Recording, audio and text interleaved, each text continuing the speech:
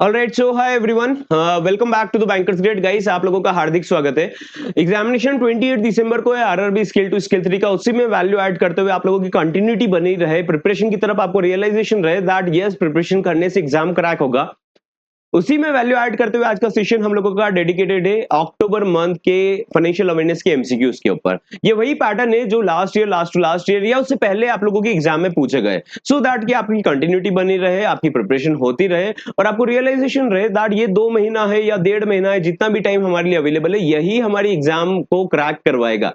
Right, अक्टूबर month का MCQ है क्योंकि हमारे एग्जाम में अक्टूबर नवंबर दिसंबर का प्रीशियस बहुत ज्यादा इंपॉर्टेंट होने वाला है और एग्जाम पॉइंट ऑफ व्यू से यहीं पर हम लोगों को मल्टीपल टाइम्स रिवीजन भी करना पड़ेगा। बैच में एनरोल्ड हो, अगर आपने इंटरनल सेशन नहीं देखा तो सबसे पहले उसको देखिएगा, देन एमसीक्यूज को अटेम्प्ट कीजिएगा, सो दैट कि आप लोगों को प्रॉपर आइडिया लगे यस कि आपको कितना याद हो रहा है, कितना रिवाइज कर पा रहे हो, नहीं कर पा रहे हो। ऑलराइट, बैच में एनरोल्ड नहीं हो और जेन्युइनली प्रिपरेशन करना चाहते हो तो व्हाट्सएप के थ्रू बैच में एनरोल कर सकते हो। व्हाट्सएप नंबर आपके सामने स्क्रीन पर अवेलेबल है। जिस टाइम पर भी वीडियो देख रहे हो आप, चाहे थोड़े दिन बाद देख रहे हो या अभी देख रहे हो, बैच में एनरोल करने के लिए आप व्हाट्सएप कर सकते हो। व्हाट्सएप के थ्रू आपका एनरोलमेंट हो जाएगा। ओके, आप लोगों के लिए 2 बैच स्टार्ट हुआ है। सबसे पहला बैच है that is financial awareness, computer awareness and test series का कंप्लीट कॉम्बो। आपने अगर पहले से प्रिपरेशन कर रखा है, आपको लगता है सर हम तो क्वांट, रीजनिंग, इंग्लिश, हिंदी कर लेंगे, तो आप लोगों के लिए पुराने ऑफर प्राइस में अभी भी ये वैलिड है 1799 में। ये कॉम्बो ही वैलिड है, ध्यान दीजिएगा, नॉट फुल कोर्स। ये कॉम्बो 1799 में अभी आप लोगों के लिए अवेलेबल है। और अगर आप बेसिक टू एडवांस भी प्रिपरेशन करना चाहते हो फुल कोर्स में, मेरा तो रिकमेंडेशन रहेगा दैट आप लोग quant, reasoning, English, Hindi real exam content के बेसिस पर प्रिपरेशन कीजिए, सो दैट कि आप लोगों के स्कोर अच्छा है। तो बेसिक से भी प्रिपरेशन करना चाहते हो तो इंपॉर्टेंट कॉन्सेप्ट्स को अभी भी कवर कर सकते हो। ज्यादा टाइम इतना भी टाइम नहीं गया है। यूजुअली दूसरे रिक्रूटमेंट में इतना ही टाइम मिलता है, 1.5 से 2 महीने का। अभी इतना ही टाइम आपके पास में भी अवेलेबल है। करना चाहते हो प्रिपरेशन तो उसमें आप लोगों के लिए बेसिक से एडवांस तक का थोड़ा प्रिपरेशन अच्छा हो जाएगा, इंपॉर्टेंट चैप्टर्स कवर हो जाएंगे और उस पर हैंड्स ऑन हो जाएगा। ओके, तो ये बैच आप लोगों का प्रीटी सून स्टार्ट हो रहा है, इसमें एनरोल कर सकते हो, पुराने रिकॉर्डेड एक्सेस भी मिलेगा। जो भी ऑफर प्राइस रहेगा इसका, उसमें आपको एनरोलमेंट हो जाएगा। और अगर आपको लगता है कि सर हमारा प्रैक्टिस करना है, हमारा प्रिपरेशन अच्छा है ऑलरेडी, तो प्रैक्टिस करना पड़ेगा। ये 2 महीने में प्रैक्टिस करोगे तो ही स्पीड आएगा, राइट, तो ही माइंडसेट बनेगा। तो रेलेवेंट कंटेंट से प्रिपरेशन प्रैक्टिस करने के लिए आप भी बैच में एनरोल कर सकते हो। आप लोगों का जो बैच रहता है उसमें बेसिक कॉन्सेप्ट पर ज्यादा अटेंशन दिए बिना आप लोगों के एमसीक्यूज और आप लोगों के प्रैक्टिस सेशंस चलते हैं, जिससे आप लोगों को एटलीस्ट एक एनवायरनमेंट मिले। यस, एक रीजनिंग करना है, क्वांट करना है, इंग्लिश, हिंदी करना है, तो आप लोगों का डे टू डे प्रोग्रेस होगा। राइट, तो बैच में एनरोल करने के लिए व्हाट्सएप कर सकते हो। व्हाट्सएप नंबर आपके सामने स्क्रीन पर अवेलेबल है। सबसे पहले अगर हम देखें तो देखो, पहला क्वेश्चन सबसे इंपॉर्टेंट क्वेश्चन है, आप सभी पढ़ेंगे, मैं साइड में हो जाता हूं।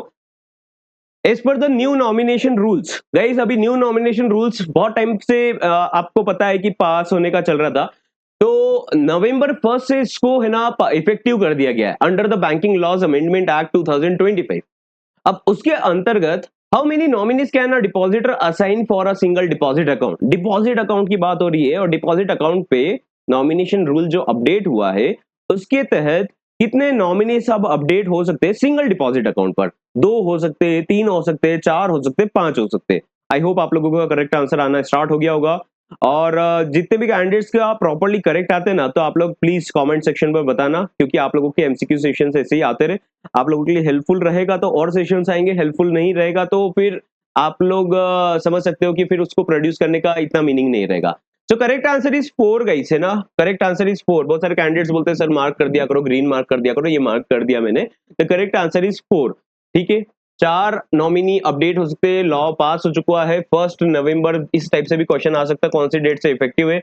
It is 1 November 2025। I guess आप लोगों ने अगर सेशन देखा होगा तो करेक्ट करा होगा। राइट, केवल एक पॉइंट नहीं पढ़ना होता है, सारे पॉइंट पढ़ने हैं। Under the new banking nomination rules, which of the following statements is correct regarding nominations for lockers and safe custody articles? इस क्वेश्चन मैंने पढ़ दिया है, हिंदी में समझा रहा हूं, आप जब तक ऑप्शंस पढ़ के आंसर करेंगे। बैंकिंग नॉमिनेशन रूल्स में कौन से स्टेटमेंट जो फॉलोइंग ऑप्शन में दिए हुए हैं उसमें से लॉकर और सेफ कस्टडी आर्टिकल के लिए करेक्ट है ना। डिपॉजिट का अलग रहेगा, सेफ कस्टडी आर्टिकल या लॉकर के लिए नॉमिनेशन रूल्स गाइडलाइंस अलग है। तो केवल एक नॉमिनी अलाउड है उसमें। सक्सेसिव नॉमिनेशंस परमिटेड है अप टू 4 नेम्स। सक्सेसिव का मतलब होता है एक का डेथ हो गया तो दूसरा वैलिड रहेगा, दूसरे का डेथ हो गया तो थर्ड वैलिड रहेगा, इस तरीके से।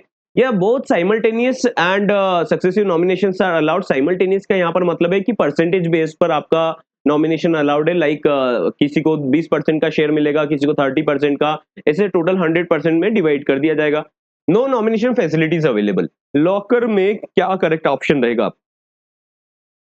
Correct answer is only successive nominations are permitted. Guys एक इंपॉर्टेंट पॉइंट को याद रखना कि केवल केवल है ना, यहाँ पर सक्सेसिव ही अलाउड रहेगा। लॉकर में क्या होता है कि लॉकर में डिस्क्लोज नहीं करा जाता ना कि उसके अंदर लॉकर में क्या आर्टिकल्स है, तो दैट इज वाई इसीलिए क्या करा जाता है कि लॉकर में सक्सेसिव बेस पर ही नॉमिनी को अप्रूवल मिलेगा, राइट। जैसे कि एक ने नॉमिनी बनाया एक को, ठीक है, तो इसके बाद में डेथ के बाद में दो को मिल जाएगा, दो के बाद में तीन को मिल जाएगा, तीन के बाद में अगर इसका डेथ हो गया तो चार को मिल जाएगा। तो सक्सेसिव बेस्ड बना हुआ है ना, नॉट लाइक कि इनको परसेंटेज में मिल जाएगा। लॉकर अगर लॉकर का जो मेन ऑनर है उसका डेथ हो गया तो होल्डर का मेन डेथ हो गया तो, है ना, तो उस केस में ये सक्सेसिव बेस पर जाएगा। हाउएवर अगर हम डिपॉजिट के कैटेगरी में बात करें, डिपॉजिट मतलब सेविंग्स अकाउंट, करंट अकाउंट में भी, प्रोप्राइटरशिप अकाउंट में भी और एफडीआरडी में भी, तो उसके केस में नॉमिनी में क्या है, दोनों ऑप्शन अवेलेबल है। सक्सेसिव तो ऑप्शन अवेलेबल है कि एक का डेथ हो गया तो दूसरे को मिल जाएगा, इससे सक्सेसिव 4 नॉमिनी अपडेट हो सकते हैं। और दूसरा पॉइंट पता है क्या है उसमें, कि आपको परसेंटेज बेसिस पर अलाउड है। परसेंटेज बेसिस पर मतलब कि आप चारों को नॉमिनेट करना चाहते हो, आपने बोला कि हम 25-25% चारों को देना चाहते हो तो आप दे सकते हो,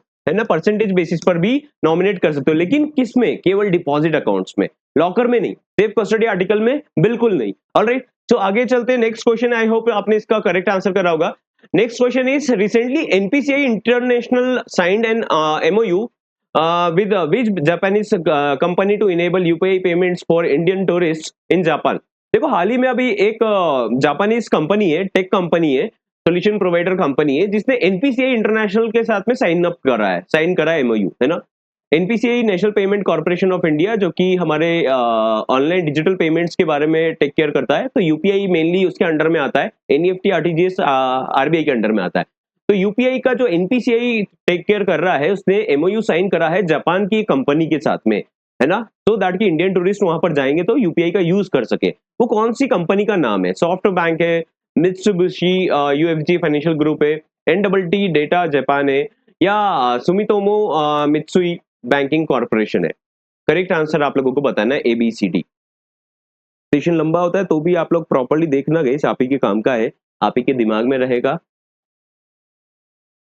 okay, so correct answer is option C, that is एनडबल जापान, है ना, एनडबल डेटा जापान। तो ये टेक प्रोवाइडर कंपनी है, सॉल्यूशन प्रोवाइडर कंपनी है, जिसके साथ में जापान में हम लोगों ने एनपीसीआई इंटरनेशनल ने टाई अप करा है। एनपीसीआई ने एमओयू करा है और एमओयू में पूरा ऑब्वियसली ये सब साइन अप करा है दैट हम लोग कैसे यहाँ पर इसका जो पूरा सर्विस प्रोवाइडर का नेटवर्क है, इसके नेटवर्क को यूज करके वहां पर यूपीआई ऑपरेट कर पाएंगे जापान में भी, राइट। चलो आगे चलते हैं। आई होप आपने इसका आंसर करेक्ट करा होगा। Recently the Reserve Bank of India recognised the finance, बहुत इंपॉर्टेंट डेटा है ये भी।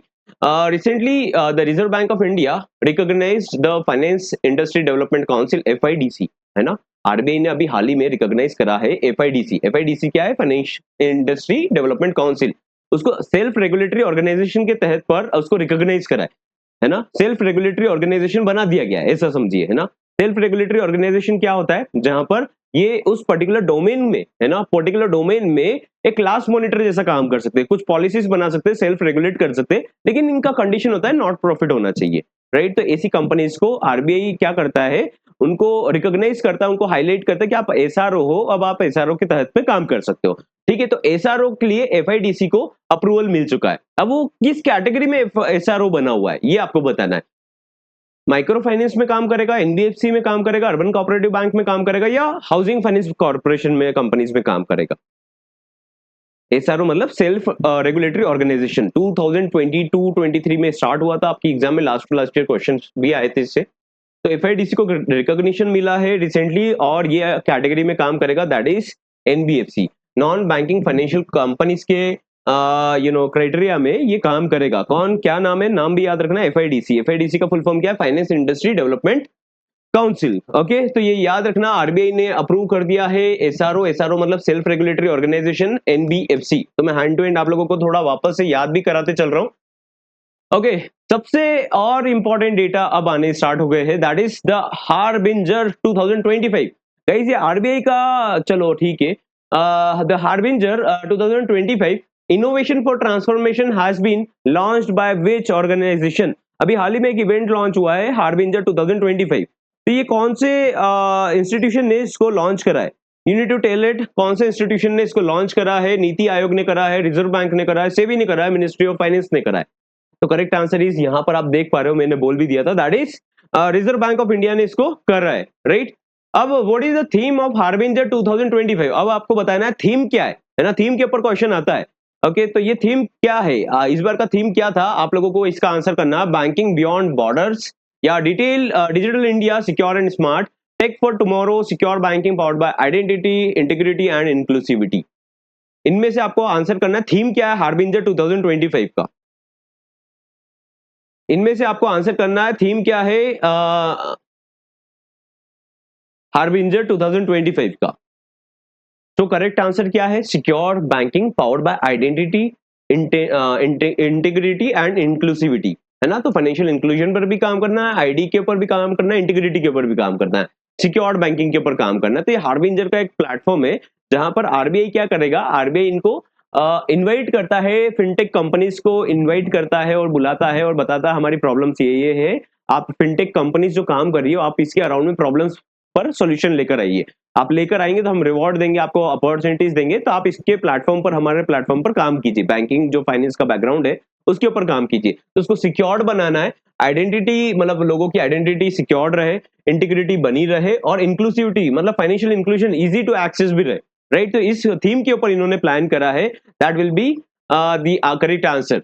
ओके, अब आपका नेक्स्ट क्वेश्चन है, which of the following is not a focus area under the harbinger 2025? इन्होंने ना तीन कैटेगरी के ऊपर बात करा हार्बिंजर में।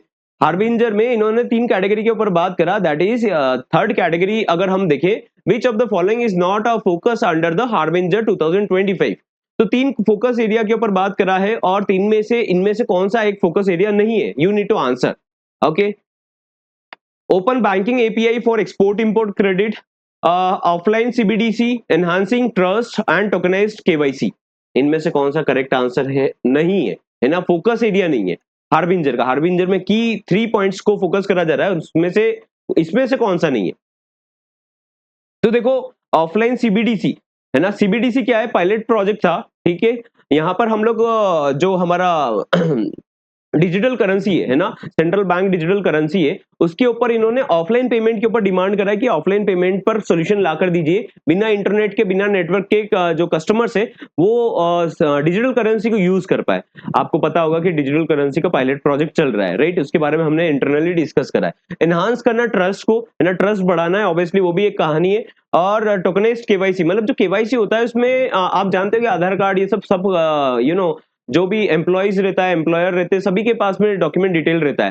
तो ऐसा ना हो और उसमें टोकनाइज्ड हो जाए चीजें, टोकनाइज्ड मतलब एक टोकन के फॉर्म में डेटा स्टोर हो जाए, ऐसा कुछ प्लेटफॉर्म बनाइए, फिनटेक कंपनीज को अपॉर्चुनिटी दिया है। इसमें करेक्ट आंसर है ओपन बैंकिंग एपीआई। ये इसमें नहीं है की एरिया में, केवल ये तीन की एरिया फोकस के, है ना। ऑप्शन ए करेक्ट नहीं है, बाकी सब करेक्ट है। ओके,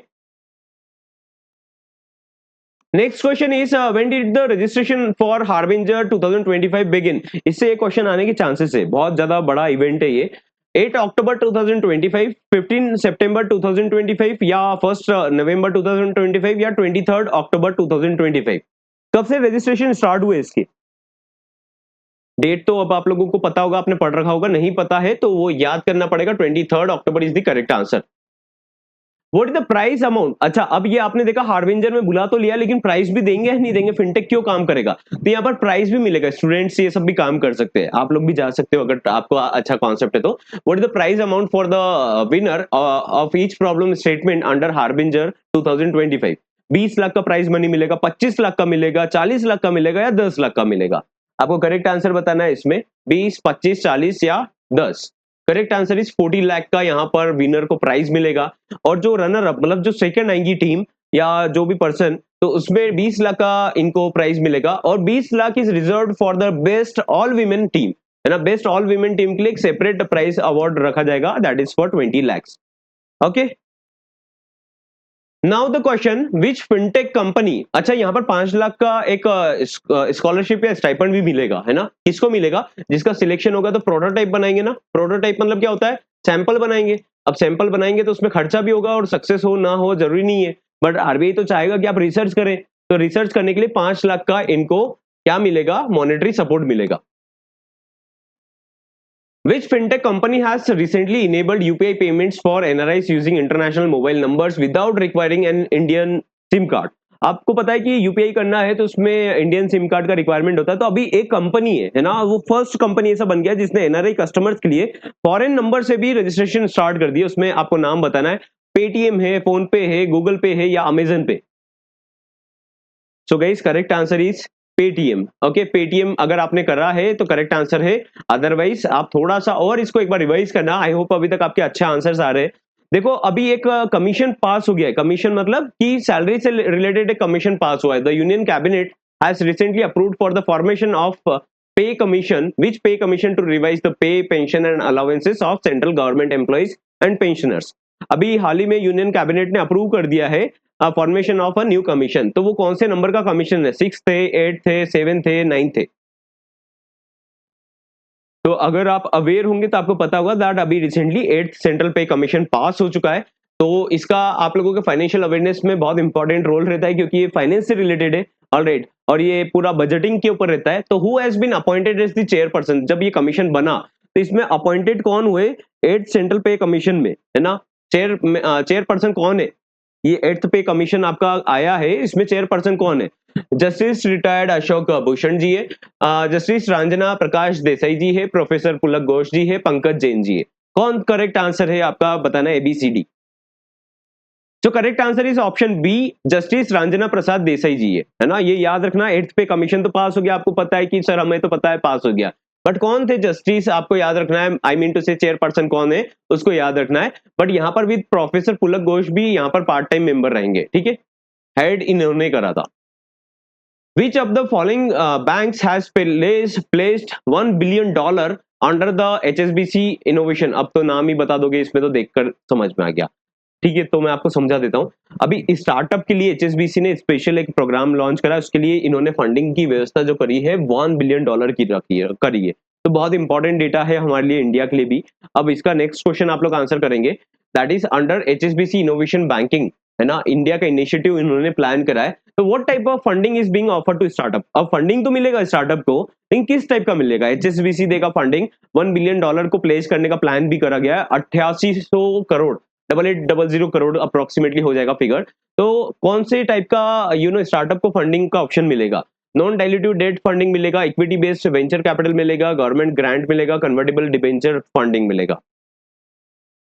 तो गाइस करेक्ट आंसर पता है क्या है यहाँ पर? नॉन डाइल्यूटिव डेट फंडिंग, है ना? तो अभी क्या होता है कि बहुत से जितने भी स्टार्टअप है उनको वीसी के पास में जाना होता है, वेंचर कैपिटल के पास में जाना होता है, इक्विटी डाइल्यूट करना पड़ता है, मतलब अपना जो ओनरशिप है उसको डाइल्यूट करना पड़ता है। बट अभी ये जो स्टार्टअप के लिए इन्होंने फंडिंग प्रोग्राम प्लान करा है, ये इट इज लाइक कि आपको है ना डाइल्यूट नहीं करना पड़ेगा। ओके, आपको डाइल्यूट नहीं करना पड़ेगा। ओके, सो दैट कि आपके पास में ओनरशिप बनी रहे। The pilot project for the retail e-rupee CBDC launched by the Reserve Bank of India began on which date? अभी मैंने जैसे आपको बताया था सीबीडीसी के टाइम पर ई रूपी सीबीडीसी में रिटेल का प्रोजेक्ट स्टार्ट हुआ है, नया पायलट प्रोजेक्ट। तो ये कौन सी डेट को स्टार्ट हुआ है? 1 दिसंबर 2022 को स्टार्ट हुआ है, 8 अक्टूबर 2025 को स्टार्ट हुआ है, 1 नवंबर 2022 को स्टार्ट हुआ है, या फिर 26 जनवरी 2023 को स्टार्ट हुआ है? तो probably this is the last question for the day. Okay, बाकी क्वेश्चन रहेगा लेकिन ये आपको यहाँ पर अवेलेबल हो जाएंगे, है ना? तो करेक्ट आंसर इज 1 दिसंबर 2022, है ना? इसका पायलट कब स्टार्ट हुआ था? 1 दिसंबर 2022 को। ऑलराइट,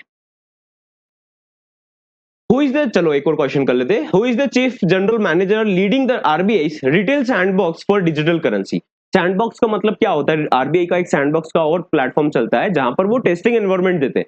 अब जब आप इतनी डिजिटल करेंसी इन सब की बात करते हो, टेक्नोलॉजीज की बात करते हो, तो उसका टेस्टिंग का एक एनवायरनमेंट तो चाहिए जो रियल बेस्ड हो। लाइक किसी को नेट बैंकिंग का एक्सपीरियंस करना है तो रियल बेस्ड एक्सपीरियंस तो देना पड़ेगा ना।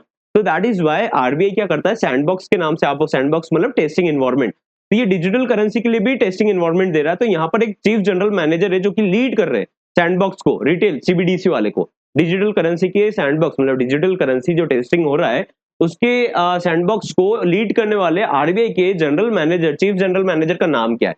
टी रविशंकर, शक्तिकांत दास जी, या फिर सुवेंदु पति, या फिर Michael Patra ji? Correct answer is Suvendu Pati. Option C is the correct answer. So I hope आप लोगों के लिए हेल्पफुल रहा होगा। सेशन पसंद आया तो सेशन लाइक करना, अभी तक आप देख रहे हो तो और वीडियोस आप लोगों के लिए प्रोड्यूस करा जा सके, है ना। आप लोगों का हेल्प होता है तो डेफिनेटली विल डू दैट। अगर हेल्प नहीं होता है तो उसका मीनिंग नहीं निकलेगा। ओके, तो आप बने रहे, कंटिन्यूटी बनाए रहे। आप लोगों की एग्जाम ज्यादा दूर नहीं है। टारगेट करेंगे तो स्कोर आ जाएगा आराम से। टारगेट नहीं करेंगे, नहीं पढ़ पाएंगे, नहीं ध्यान देंगे तो ऑब्वियसली डिस्ट्रैक्टेड वर्ल्ड में तो हम लोग कुछ कर नहीं सकते, राइट। मैक्सिमम कैंडिडेट जो सिलेक्ट होते हैं, है ना, सपोज करते हैं 20,000 एप्लीकेशन है, उसमें से अगर 1000 कैंडिडेट सिलेक्ट होने वाले फाइनल, या 2000 सिलेक्ट होंगे, तो उनमें और उस बाकी में डिफरेंस यही रहेगा, एम सभी ने करा बट प्रिपरेशन नहीं करी, रिवीजन नहीं करा, उसको सीरियसली नहीं लिया, प्रैक्टिकली नहीं लिया, जैसा डुएबल है वैसा नहीं लिया। ऑलराइट, सो हम लोग मिलते हैं नेक्स्ट सेशन में with another details. Till then have a great day ahead.